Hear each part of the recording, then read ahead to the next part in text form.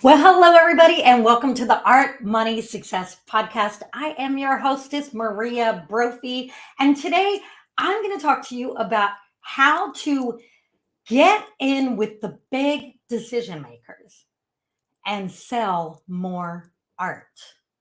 Now, what I'm about to share with you is something that I've been doing for years, and it just occurred to me the other day that I don't really talk about it with artists, not on purpose. I just always considered it to be a no-brainer, and I didn't think it was something that I really needed to teach or share.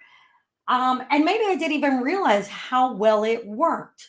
So, look, so many of you listening are trying to increase your art sales, increase your art income, right?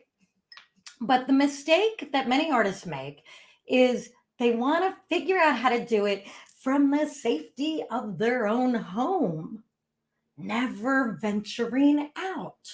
Now, I understand being introverted, and believe it or not, I suffered with social anxiety my entire life. And I mean debilitating social anxiety.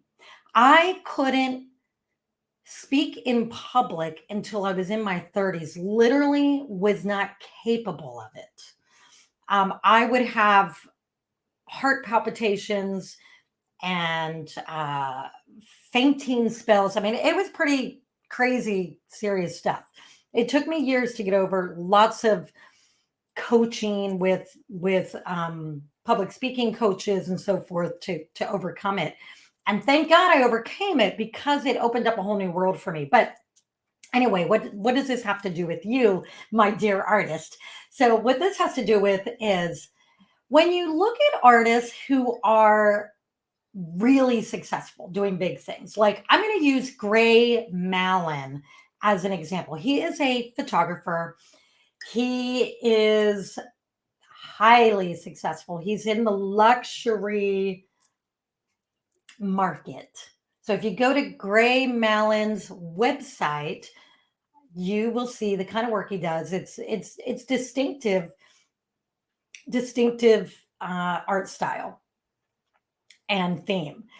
Well, he has positioned himself in the luxury market, and so one thing he did a few years ago was he teamed up with a luxury hotel chain, Le Meridian, and did some sort of collaboration. And what's great about that for him was that Le Meridian helped solidify him as a luxury market artist, right? And what was great for Le Meridian is he lent them credibility and gave them some sort of authenticity, because they had this collaboration with this artist who also happens to be gay.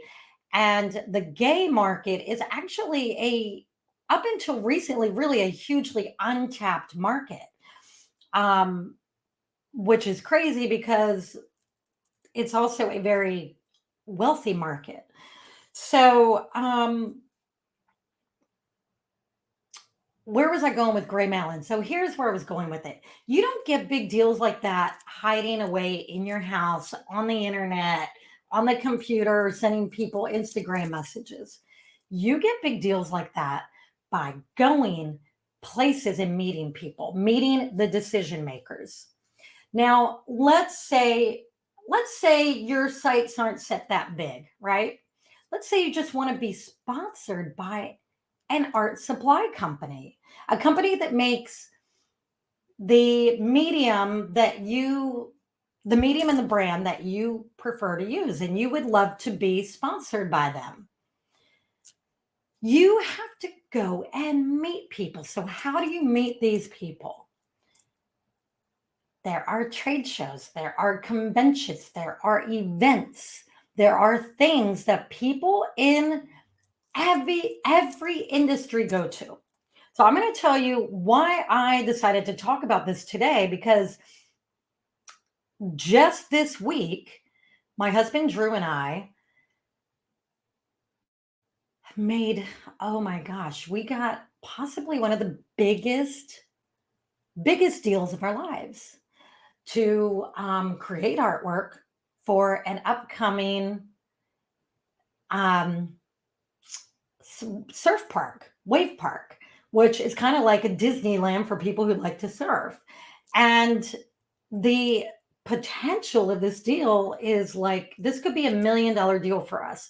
This could be the deal of the lifetime that we've been working towards. And how did we get this close to it? Well, there is a summit every year called the Surf Park Summit, where only people that are building surf parks or they're engineers, architects, um, or they're investors, the business people, the decision makers, the money people in this industry, they all go to this event. What better place to show up and meet people? And so we found a way in. We actually contacted the promoter who I actually met at another surf industry event. So getting out and going places, you meet people and it leads you to meet other people and it leads you to different opportunities.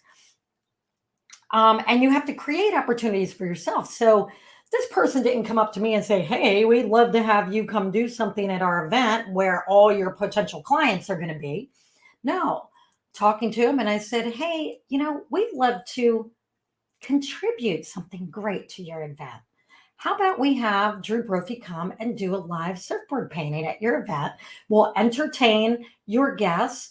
We'll donate the painting and we'll do all the work. And all we ask for in return is a VIP access and a hotel room. And it'll be a win-win for everyone. And they agreed.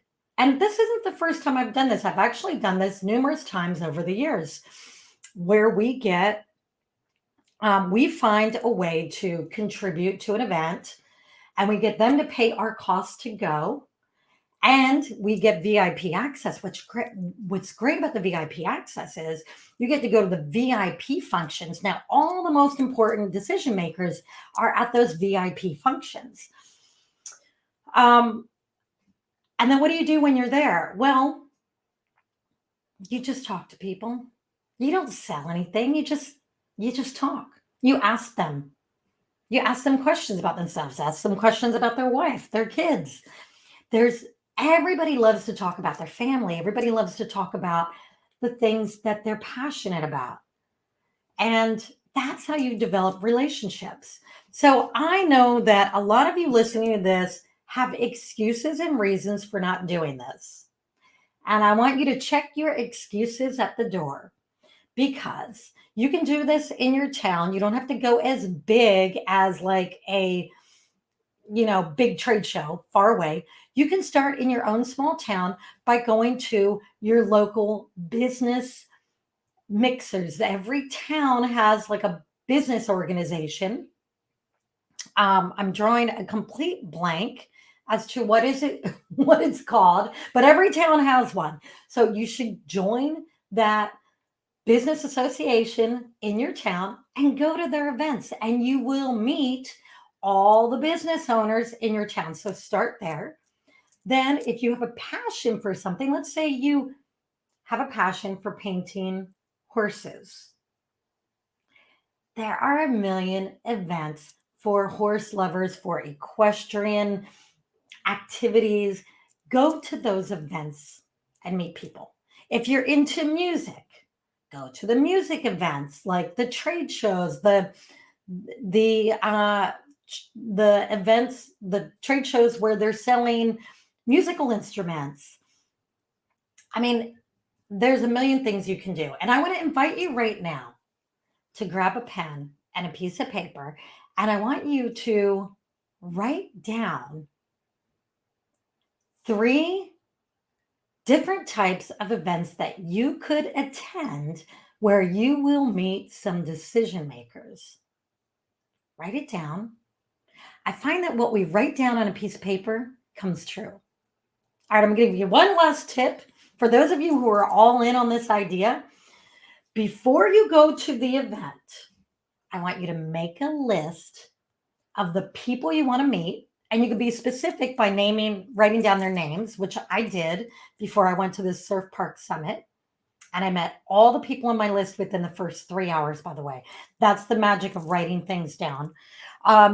So I want you to write down a list of the people you want to meet. If you don't know specific names, write down the types of people you want to meet and what they do, or the types of companies that the people represent that you want to meet. I hope this was helpful. Please hit subscribe. If you're listening to this where you can leave a comment, leave me a comment and let me know. Does this idea work for you or not? And hey, if you want to ask me a question about anything, click the link in the description, in the show notes, on my inner circle. Get on my inner circle list. It's totally free. And once you're on my inner circle list, you can ask me any question you want, and I will try my best to give you a great answer in my next podcast. Have a great day. Love you all. See you next time. Bye bye.